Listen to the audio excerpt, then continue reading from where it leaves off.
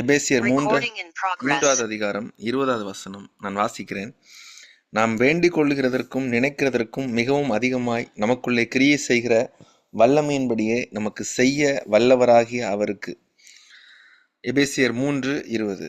நம்ம அதிகமாக இந்த வசனத்தை கேள்விப்பட்டு இருக்கிறோம், அதிகமாய் இந்த வசனத்தை குறித்த பிரசங்கங்களை கேட்டு இருக்கிறோம். நல்ல ஆழமாய் யோசித்து வாசிக்கும் பொழுது அந்த வசனம் எவ்வளவு பெரிய வேலையை நம்முடைய வாழ்க்கையில் செய்யும் அப்படிங்கிறத நம்ம புரிந்து கொள்ளலாம்.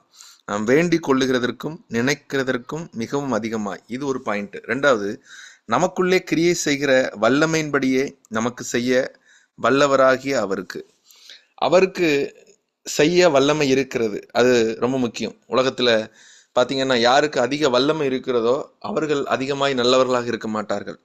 யார் ரொம்ப நல்லவங்களாக இருக்காங்களோ அவங்க பார்த்தீங்கன்னா ஒரு பெரிய அதிகாரம் படைத்தவர்களாகவோ பெரிய பணம் படைத்தவர்களாகவோ இருக்க மாட்டாங்க, சாதாரணமாக இருப்பாங்க. நிறைய பேர் சொல்லுவாங்க, மற்றவங்களுக்கு என்கிட்ட இவ்வளோ செழிப்பாக நான் இருந்திருந்தேன்னா மற்றவங்களுக்கு நான் உதவி செஞ்சுருப்பேனே. கஷ்டப்படுறவங்க மற்றவங்களுக்கு உதவி செய்வாங்க, ஆனால் வல்லமை படைத்தவர்கள் நல்லவர்களாக இருக்க மாட்டார்கள். ஆனால் வேதம் இயேசு கிறிஸ்துவை குறித்து சொல்லுகிறது, அவர் நன்மை செய்கிறவராக சுற்றி திரிந்தார். அவர் நல்லவர், அதே நேரத்தில் அவர் வல்லவர்.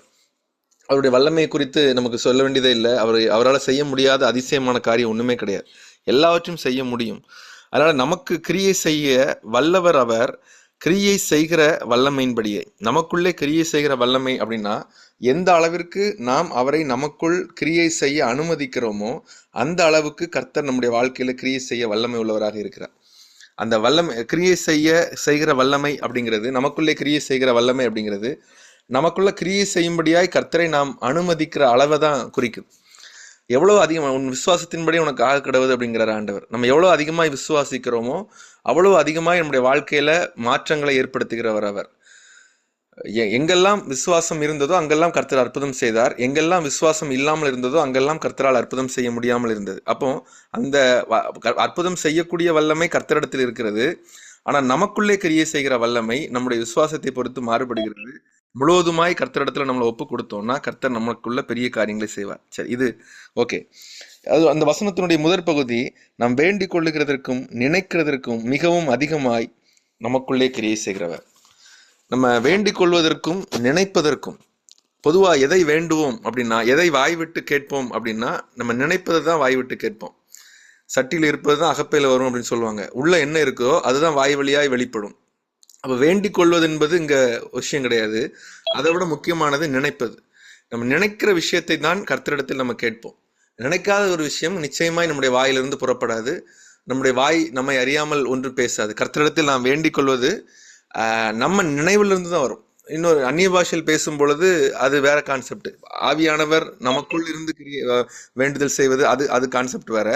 பொதுவாக நாம தனிப்பட்ட முறையில் நம்ம ஜெபித்தோம் என்றால், நம்ம எதை நினைக்கிறோமோ, எதை நம்மால் கற்பனை செய்ய முடிகிறதோ, எதெல்லாம் நமக்கு தோன்றுகிறதோ, எதையெல்லாம் இதுவரை நாம் அனுபவித்தோமோ, எதெல்லாம் நம்முடைய சூழ்நிலைகளுக்கெல்லாம் சாதகமாக இருக்கிறதோ அதிலிருந்து ஒரு ஜெபத்தை நாம் தேவனிடத்துல செய்கிறோம். நம்ம ஒரு நமக்கு 6 அறிவு அப்படின்னு உலகம் சொல்லுகிறது. 5 அறிவு விலங்குகள் இருக்கிறது, 4 அறிவு இருக்கிறது, 3 அறிவு இருக்கிறது, 2 அறிவு, 1 அறிவு. சின்ன இந்த அமீபா, சின்ன சின்ன பாக்டீரியாக்கள் அதெல்லாம் 1 அறிவுன்னு சொல்லுவாங்க. அப்புறம் 2 அறிவு இந்த எறும்பு, ஈக்கள் அதெல்லாம் 2 அறிவுன்னு சொல்லுவாங்க. அப்புறம் இந்த பட்டாம்பூச்சி அதெல்லாம் 3 அறிவுன்னு சொல்லுவாங்க. அப்புறம் 4 அறிவு விலங்குகள், சில விலங்குகள் இருக்கிறது, பறவைகள் எல்லாம் 4 அறிவு சொல்லுவாங்க. 5 அறிவுனா அதுக்கு அடுத்த ஸ்டேஜில் உள்ள விலங்குகள். 6 அறிவுங்கிறது மனிதர்கள். இப்படி உலகம் வகைப்படுத்தி வைத்திருக்கிறது. அப்போ விலங்குகளால மனிதன் சிந்திப்பது போல சிந்திக்க முடியாது, பறவைகளால மனிதன் சிந்திப்பது போல சிந்திக்க முடியாது. உலகத்திலே மனிதனுக்கு அடுத்து அதிகமான அறிவுள்ள விலங்குகள் என்று வித்தியாசமான வகைகளில் வேற வேற விஷயங்களை வகைப்படுத்துறாங்க. யானை ரொம்ப ஞாபக சக்தி உள்ளதுன்னு சொல்லுவாங்க. குரங்கு மனிதர்களைப் போலவே இமிட்டேட் பண்ணுன்னு சொல்லுவாங்க. அன்னைக்கு சமீபத்தில் ஒரு பதிவை பார்த்தேன், ஆக்டோபஸுக்கு ரொம்ப அதிக அறிவு இருக்கிறது. ஒருவேளை மனிதன் எல்லாம் அந்த உலகத்தை விட்டு போய்விட்டால் அதற்கு பிறகு ஆக்டோபஸ் தான் அந்த உலகத்தை ஆட்சி செய்யும் சொல்லி போட்டிருக்காங்க. அது இந்த அளவுக்கு உண்மை அதெல்லாம் தெரியாது. ஆனால் மனிதனுக்கு இருக்கிற அறிவு யாருக்கும் கிடையாது, வேற எந்த விலங்குகளுக்கும் கிடையாது. டைனோசர் காலத்துல ஒருவேளை டைனோசர்கள் வாழ்ந்த காலத்தில் மனிதன் வாழவில்லை. அப்போ ஒருத்தர் கேட்கிறார், ஒருவேளை டைனோசரும் மனுஷனும் சேர்ந்து வாழ்ந்திருந்தா என்ன நடந்திருக்கும் அப்படின்னு கேட்கறாங்க. என்ன நடந்திருக்கும்னா, இப்போ யானையை வச்சு பிச்சை எடுக்கிற மாதிரி டைனோசர் வச்சு பிச்சை எடுத்திருப்பாங்க ஒன்று, இல்லைன்னா டைனோசரை வெட்டி கூறு போட்டு வித்துட்டு இருந்திருப்பாங்க. என்ன எவ்வளோ பெரிய விலங்கா இருந்தாலும் அதற்கு மேலான ஆளுகையை கர்த்தர் மனிதனுக்கு கொடுத்திருக்கிறார், ஒரு பெரிய அறிவை மனிதனுக்கு கொடுத்திருக்கிறார். எப்படி நமக்கு கீழான அறிவு நிலையில் உள்ளது நம்மை போல சிந்திக்க முடியாதோ, அதே போல கர்த்தர் சிந்திப்பது போல நம்மால சிந்திக்க முடியாது. நம்ம காலங்களுக்கு கட்டுப்பட்டு சிந்திக்கிறோம். கடந்த காலத்தில் நடந்ததை வைத்து நம்மை எடை போடுகிறோம். ஆனால் கர்த்தர் நம்மை தாயின் கருவில் தோன்றுவதற்கு முன்பதாகவே பேர் சொல்லி அழைத்து அறிந்திருக்கிறவர். நமக்கு இருக்கிற எல்லா சூழ்நிலைகளின் சாதக பாதங்களை வைத்து நம்மை நாம் எடை போடுகிறோம். ஓகே, இது செஞ்சா இப்படி பண்ணிடலாம், பிசினஸ்ல இது பண்ணா சக்சஸ் ஆயிரும், ஊழியத்துல இப்படி பண்ணா இது நடந்துரும், உறவுகள்ல சிக்கல்களை இப்படி கையாண்டலாம். இதெல்லாம் நாம் நமக்கென்று வைத்திருக்கிற திட்டங்கள், நம்முடைய நினைவுகள். ஆனால் கர்த்தருடைய நினைவுகள் இது எல்லாத்தை விட ரொம்ப ரொம்ப ரொம்ப டிஃப்ரெண்டானது, ரொம்ப ரொம்ப வித்தியாசமானது. ஒரு வசனத்தை வாசித்திடலாம். ஏசாயா 55வது அதிகாரம் 9வது 10வது வசனங்கள். 8வது வசனத்திலிருந்து வாசிக்கிறேன். என் நினைவுகள் உங்கள் நினைவுகள் அல்ல, உங்கள் வழிகள் என் வழிகளும் அல்லவென்று கர்த்தர் சொல்லுகிறார். பூமியை பார்க்கிலும் வானங்கள் எப்படி உயர்ந்திருக்கிறதோ அப்படியே உங்கள் வழிகளை பார்க்கிலும் என் வழிகளும், உங்கள் நினைவுகளை பார்க்கிலும் என் நினைவுகளும் உயர்ந்திருக்கிறது. கர்த்தருடைய நினைவுக்கும் மனிதனுடைய நினைவுக்கும் ரொம்ப பெரிய வித்தியாசம் இருக்கிறது. நம்ம கர்த்தருக்கு காலங்களுக்கெல்லாம் அவர் அப்பாற்பட்டவர், சூழ்நிலைகளுக்கெல்லாம் அவர் அப்பாற்பட்டவர். இயற்கையினுடைய எல்லா என்ன நடக்குமோ என்ன நடக்காதோங்கிற யூகிக்க முடியாத விஷயங்களுக்கெல்லாம் அவர் அப்பாற்பட்டவர். அவர் எல்லாவற்றையும் மேலிருந்து பார்க்கிறார். அப்ப அவர் ஒரு நினைவு வைத்திருக்கிறார் என்றால் அந்த நினைவை நிச்சயமாய் நம்மால அந்த நினைவை நினைக்க முடியாது. நம்முடைய நினைவை விட அவருடைய நினைவு எவ்வளவு வித்தியாசம் அப்படின்னா, வானத்துக்கும் பூமிக்கும் எவ்வளவு உயரமோ அவ்வளவு வித்தியாசமானவன். அப்போ நம்ம நினைவிலிருந்து நாம் வேண்டுகிறோம், கர்த்தருடைய நினைவிலிருந்து அவர் அருளுகிறார். நம்ம கற்பனை பண்ண முடிந்ததிலிருந்து கர்த்தரிடத்தில் கேட்கிறோம். கர்த்தர் என்னெல்லாம் செய்ய முடியுமோ அதிலிருந்து அவர் செய்கிறார். அதாவது இன்னொரு வகையில் சொல்லவென்றால், நம்முடைய கற்பனை செய்வத திறமையை காட்டிலும் பெரிய காரியங்களை கர்த்தர் நம்முடைய வாழ்க்கையில செய்கிறார். நம்மளால யோசித்து பார்க்க முடியாத பெரிய விஷயங்களை அவர் செய்கிறார். அந்த கிரகிக்க முடியாத விஷயங்களை செய்கிறார். அதான் வசனம் சொல்லுகிறார், ஆராய்ந்து முடியாத பெரிய காரியங்களையும் எண்ணி முடியாத அதிசயங்களையும் அற்புதங்களையும் அவர் செய்கிறவர். யோசிக்க முடியாத, ஆராய முடியாத பெரிய காரியங்களை நம்முடைய வாழ்க்கையில கர்த்தர் செய்கிறார். நாம் நினைப்பதற்கும் ஆங்கிலத்தில் அழகா போட்டிருக்குது, மோர் தேன் தட் வி இமேஜின். நம்ம கற்பனை பண்ணுவதற்கும் மேலாக நம்முடைய வாழ்க்கை குறித்து நம்ம ஒரு கற்பனை வைத்திருப்போம், நம்முடைய திட்டம் வைத்திருப்போம். அதெல்லாம் தாண்டி அவர் நம்முடைய வாழ்க்கை அற்புதம் செய்கிறார். ஒரு சம்பவத்தை நான் உதாரணமா இதுக்கு சொல்ல விரும்புகிறேன். ஏற்கனவே நான் சொன்ன சம்பவம் தான். ஒரு யுத்தத்தில் ஒரு தேவனுக்கு பிரியமான ஒரு மனிதர் யுத்தத்துக்கு போயிருக்காரு. யுத்தத்துல வேற வழி இல்லை, அவங்க குடும்பத்தில் ஒருத்தர் கட்டாயம் போகணும். இது உண்மையில நடந்த சம்பவம். அந்த யுத்தத்துக்கு போயிருக்கிறாரு. தேவனுக்கு பிரியமானவர், சின்ன வயசுல இருந்தே சண்டே கிளாஸ்ல வாழ்ந்த, நல்லா படிச்சவர், யுத்தத்துக்கு போகிறதுக்கு விருப்பம் இல்லாதவர். ஆனா கண்டிப்பா போகணுங்கிற கட்டாய சட்டத்தினால அவர் யுத்தத்துக்கு போயிருக்கிறார். வீட்டுல அவங்களுடைய தாயார் ஜெபித்து கொண்டே இருக்கிறார்கள். யுத்தத்துல வச்சு பாத்தீங்கன்னா எதிரி படையினர் ரொம்ப பக்கத்துல வந்துட்டாங்க. இவர் தனியா மாட்டிக்கிட்டாரு. ஒரு பெரிய ஒரு மலை இருக்கிறது, மலைக்குள்ள குகை இருக்கிறது. அந்த குகைகளுக்கிட்ட நிறைய குகைகள் இருக்கிறது, நிறைய வாசல்கள் இருக்குது, குட்டி குட்டி குகைகளா இருக்குது. அது பக்கத்துல இவர் மாட்டிக்கிட்டாரு. பின்னாடி எதிரிகள் இவரை துரத்திட்டு வராங்க. இவரோடு இருந்தவர்கள் எல்லாம் இவரை விட்டு விட்டு போய்விட்டார்கள். தனியாக எதிரிகளுடைய கரங்களில் மாட்டுவது என்பது ரொம்ப ஆபத்து. ஏன்னா ரொம்ப கொடுமைப்படுத்தி அவர்களை வேதனைப்படுத்தி உண்மைகளை வரவழைப்பார்கள், கொள்ளுவார்கள், சித்திரவதை பண்ணுவாங்க. அப்போ என்ன செய்யறதுனே தெரியல அப்படின்னா வீட்டில் அவங்களுக்காக அவங்களுடைய தாயார் ஜெபித்து கொண்டு இருக்கிறார்கள். இவரும் ஜெபம் பண்ணிக்கிட்டே இருக்கிறாரு. அப்போ ஒவ்வொரு குகைக்குள்ளேயே போறாரு. பின்னாடி பக்கத்துல நெருங்கி வருவதற்கான வந்துட்டாங்கிறதுக்கு தெரிஞ்சிருச்சு, சத்தம்லாம் கேட்குது. அப்போ ஒரு குகைக்குள்ள போய் இவர் ஒளிஞ்சுக்கிட்டு ஆண்டவர்கிட்ட ஜெபம் பண்றாராம். ஆண்டவரே, நான் குகைக்குள்ள ஒளிஞ்சுக்கிட்டேன், எதிரிகள் வராங்க, கிட்ட வந்துட்டாங்க, இந்த குகையை ஒரு கல்லை வச்சு அடைச்சிரும் ஆண்டவரே அப்படின்னு கண்ணை மூடி ஒரு 5 நிமிஷம் ஜெபம் பண்றாராம். பயங்கர வல்லமையா ஜெபம் பண்றாரு. ஜெபம் பண்ணிட்டு கண்ணை திறந்து பார்த்தாராம், ஒரு கல்லும் இல்லை, ஒன்றும் இல்லை. உடனே ஆண்டவரே, ஒரு இரும்பு கேட்டை போட்டு இந்த குகையை அடைச்சிருங்க ஆண்டவரே அப்படின்னு ஜெபம் பண்றாரு. அதுவும் ஒரு இரும்பு கேட்டு வரவே இல்லை. இவர் ஒரு செங்கல்ல வச்சு ஒரு சுவர் மாதிரி பூசி அடைச்சிருங்க ஆண்டவர் அப்படின்னு ஜெபம் பண்றாரு. இவருடைய நினைவுகளிலிருந்து இவர் வேண்டிக் கொண்டே இருக்கிறார். அது எதுவுமே நடக்கல. கிட்ட வந்துட்டாங்க, சத்தம் கிட்ட வந்துருச்சு. இப்ப முறுமுறுக்க ஆரம்பிச்சிட்டாரு. ஐயோ அவ்வளவுதான், ஆண்டவர் நம்மளை கைவிட்டுட்டாரு, நம்மளை பிடிச்சு கொடூரமாக கொலை பண்ண போறாங்க அப்படின்னு சொல்லிட்டு இவர் பயந்து அவ்வளவுதான் அப்படின்னு இருக்கும்போது திடீரென்று ஒரு சிலந்தி வந்ததான். வந்து 2-3 சிலந்திகள் அங்க எங்கேயுமா வந்துச்சான். வாசல்ல சிலந்தி வலைய வச்சு ஒரு கூடு பின்னிருச்சு.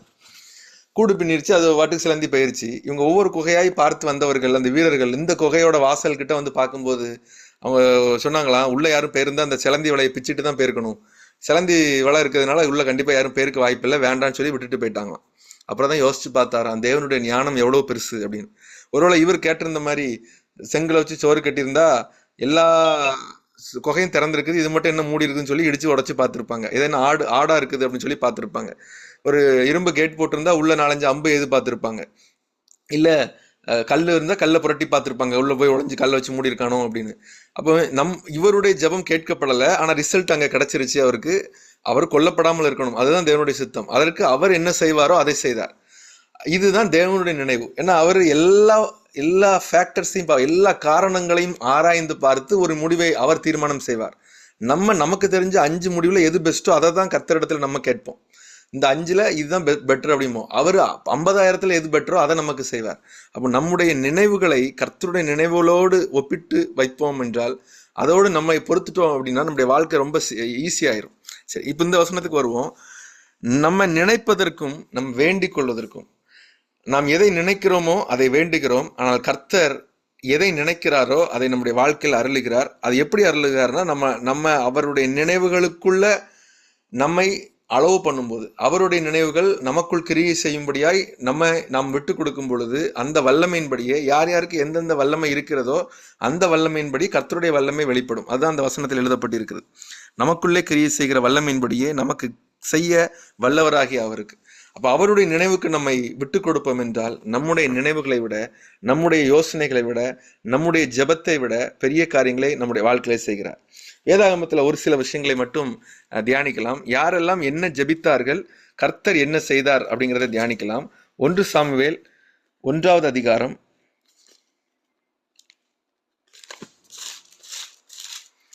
11வது வசனத்தை நான் வாசிக்கிறேன். 1 சாமுவேல் புத்தகம் 1வது அதிகாரம் 11. சேனைகளின் கர்த்தாவே, தேவரீர் உம்முடைய அடியாளின் சிறுமையை கண்ணோக்கி பார்த்து உம்முடைய அடியாளை மறவாமல் நினைந்தருளி உமது அடியாளுக்கு ஒரு ஆண் பிள்ளையை கொடுத்தால் அவன் உயிரோடு இருக்கும் சகல நாளும் நான் அவனை கர்த்தருக்கு ஒப்புக் கொடுப்பேன். அவன் தலையின் மேல் சவரகன் கத்திப்படுவதில்லை என்று ஒரு பொருத்தனை பண்ணினாள். அன்னாளை குறித்து நம்ம எல்லாருக்கும் தெரியும். அன்னாளுக்கு ஒரு பெரிய துக்கம், துயரம் இருந்தது. என்ன அப்படின்னா, அன்னாளுடைய கணவனாகிய எல்கானாவுக்கு 2 மனைவிகள், ஒன்று அன்னாள், இன்னொன்று பெனினாள்.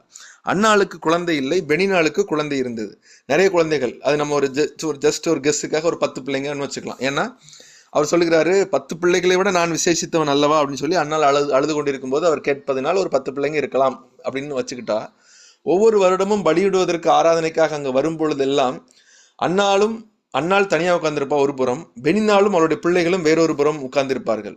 அப்போ அவங்களுக்கு தனியாக சாப்பாடு கொடுத்துட்டு அன்னாளுக்கு 2 மடங்கு கொடுப்பாரு. ஒவ்வொரு முறையும் வேதம் சொல்லுகிறது, ஒவ்வொரு முறையும் துக்கம் படும்படியாய் பெனினாள் அன்னாளை விசனப்படுத்துவாளாம், மனமடிவாக்குவாளாம். 7வது வசனம் போட்டிருக்கு. அப்பொழுது அவள் சாப்பிடாமல் அழுது கொண்டிருப்பாள். எல்லாருக்கும், இஸ்ரவேலர்களுக்கு எல்லாருக்குமே ஆலயத்துக்கு போவது, ஆராதனைக்கு போவது, அந்த பண்டிகைக்கு போவது என்பது ரொம்ப சந்தோஷமான நிகழ்வு. ஆனால் அன்னாளுக்கு மட்டும் அது ரொம்ப ஒரு ட்ராமா மாதிரி, ஒரு ரொம்ப ஆபத்தான நிகழ்வு. அங்கே போவதை நினைச்சாலே மனசு படப்படக்கும். ஏன்னா அங்கே போனால் பெனினாள் வேதனைப்படுத்துவாள், பெனினாள் மனமடிவாக்குவாள், நம்ம அழ வேண்டியிருக்கும். இப்படி அங்கே போவதையே பார்த்து பயந்த அளவிற்கு ஒரு மோசமான ஒரு திகிலை ஏற்படுத்தியது அந்த ஒவ்வொரு பண்டிகையும். ஒவ்வொரு வருஷமும் அழுது கொண்டிருப்பாள். அப்போ அன்னாள் ஆண்டவர்கிட்ட ஜெபம் பண்ண அந்த ஜெபம் என்னன்னா, ஆண்டவரே, தேவரீர் என்னுடைய சிறுமையை கண்ணோக்கி பார்த்து என்னை நினைத்தருளி எனக்கு ஒரு ஆண் பிள்ளையை கொடுத்தால் நான் அவனை உமக்கு கொடுத்து விடுவேன். எனக்கு பிள்ளையை வைத்து வளர்த்து ஆளாக்குற அளவுக்கெல்லாம் எனக்கு பெரிய ஆசை இல்லை. இந்த பெனினாள் என்னை வேதனைப்படுத்தாமல் இருப்பதற்கு, நான் மலடி என்று அழைக்கப்படாமல் இருப்பதற்கு எனக்கு ஒரே ஒரு குழந்தையை தாங்க, அந்த ஒரு குழந்தையை எடுத்து நான் உங்களுக்கு தந்துடுறேன் அப்படின்னு சொல்லிட்டு இந்த அன்னாள் ஜெபிக்கிறாள். அப்போ அன்னாளுடைய நினைவெல்லாம் ஒரு குழந்தை, அன்னாளுடைய ஜெபம் எல்லாம் ஒரு குழந்தை, அன்னாள் கர்த்தரிடத்தில் கேட்டுக்கொண்டதெல்லாம் ஒரு குழந்தை. ஆனால் கர்த்தர் அன்னாளுக்கு கொடுத்தது என்ன அப்படிங்கிறத 21வது வசனத்தில் நம்ம வாசித்தோம் என்றால், எல்கானா என்பவன் கர்த்தருக்கு 2வது அதிகாரம் 21வது வசனம், அப்படியே கர்த்தர் அன்னாளை கடாட்சித்தார். அவள் கர்ப்பந்தரித்து 3 குமாரரையும் 2 குமாரத்திகளையும் பெற்றாள். சாமுவேல் என்னும் பிள்ளையாண்டான் கர்த்தருடைய சந்நிதியில் வளர்ந்தான். அன்னாள் கேட்டது ஒரு ஆண் பிள்ளை, ஆனால் கர்த்தர் கொடுத்தது சாமுவேலுக்கு பிறகு 3 குமாரரையும் 2 குமாரத்திகளையும் அன்னாளுக்கு கர்த்தர் கொடுத்தார். அன்னாள் கேட்டது அவளுடைய நினைவிலிருந்து ஒரு வேண்டுதலை கர்த்தரிடத்தில் கேட்டாள். கர்த்தர் கொடுத்தது கர்த்தருடைய நினைவிலிருந்து அன்னாளை ஆசீர்வதித்தார். அதுதான் சொல்கிறாரு, நினைப்பதற்கும் வேண்டுவதற்கும் அதிகமாய் கிரியை செய்கிறவர் அவர். சில நேரங்களில் ஒன்று கிடைத்தாலே போதுங்கிற அளவுக்கு இருப்போம் நம்ம. ஆண்டவரே எனக்கு இந்த ஒன்று தந்தா போதும் ஆண்டவரே, இதே எனக்கு வாழ்க்கைக்கு ஒன்றுனா ஏதோ ஒரு விஷயம், அது குழந்தையாக இருக்குன்னு கட்டாயம் கிடையாது. ஏதோ ஒரு நம்முடைய வாழ்க்கையில் நம்மை எல்லாரும் வேதனைப்படுத்தும்படியாய், நம்மை சிறுமைப்படுத்தப்படும்படியாய், நம்ம அனுபவித்து கொண்டிருக்கிற துக்கத்திற்கு ஏதாவது ஒன்று கிடைச்சா போதும், இது சின்ன விஷயம் கிடைச்சா போதும், ஒரு வீடு கிடைச்சா போதும், ஒரு ஒரு வேலை கிடைச்சா போதும், ஒரு ஆவிக்குரிய காரியத்தில் ஒரு ஒரு ஒரு ஒரு ஜெயம் கிடைத்தால், ஏதோ ஒரு விஷயத்தை நாம் கர்த்தரிடத்தில் கேட்போம். அவர் சொல்லுவார், நீ கேட்டதும் தருவேன், நீ கேளாததும் தருவேன், நீ நினைத்ததையும் தருவேன், நீ நினைத்ததற்கு மேலான காரியங்கள் நான் உனக்கு தருவேன் அப்படின்னு கர்த்தர் சொல்லுவார். இன்னொரு நபரை குறித்து வேதாகமத்தில் பார்க்கலாம். 1 ராஜாக்களின் புத்தகம் 3வது அதிகாரம்.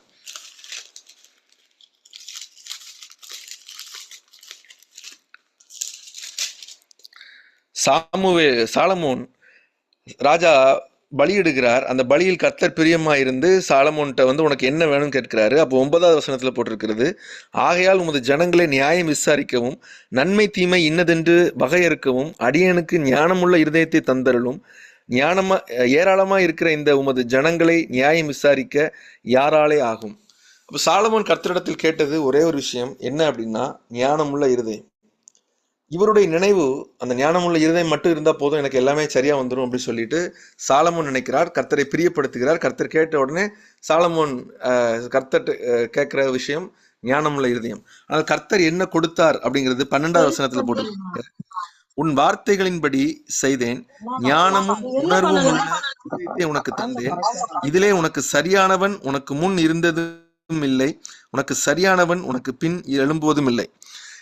நினைப்பதையும் வேண்டுவதையும் கர்த்தர் ஒரே வசனத்துல கிளியர் பண்ணிட்டார், செஞ்சுட்டார். செஞ்சு முடிச்சுட்டு அடுத்த வசனம் பாருங்க, இதுவும் அன்றி. இதுதான் மேட்டர். நம்ம கேட்கும் பொழுது நம்ம நினைப்பதையும் வேண்டுவதையும் கர்த்தர் தந்துட்டு தராம இல்லை, அதையும் தந்துட்டு அதையும் தாண்டி தான் அவர் போறாரு. உடனே ஆண்டவர் நம்ம நினைச்சதெல்லாம் தரமாட்டாரோ அப்படின்னு நினைக்க வேண்டாம். நினைச்சதையும் தந்து அதற்கு மேலேயும் தருகிறவர் அவர். அப்படிதான் அன்னாளுக்கு கொடுத்தார். அப்ப இதுவும் அன்றி நீ கேளாத ஐஸ்வர்யத்தையும் மகிமையும் உனக்கு தந்தேன், உன் நாட்களில் இருக்கிற ராஜாக்களில் ஒருவனும் உனக்கு சரியானவன் இருப்பதில்லை. அப்போ கேட்டது ஞானம், கர்த்தர் கேளாத ஐஸ்வர்யத்தையும் மகிமையும் கொடுத்தார். நினைத்தது ஞானம், கேட்டது ஞானம், ஆனால் கர்த்தர் கொடுத்தது ஞானத்தையும் கொடுத்தார், ஐஸ்வர்யத்தையும் கொடுத்தார், மகிமையும் கொடுத்தார். இன்னொரு சம்பவத்தையும் பார்க்கலாம் பைபிள்ல. லூக்கா எழுதின சுவிசேஷ புத்தகம் 19வது அதிகாரம்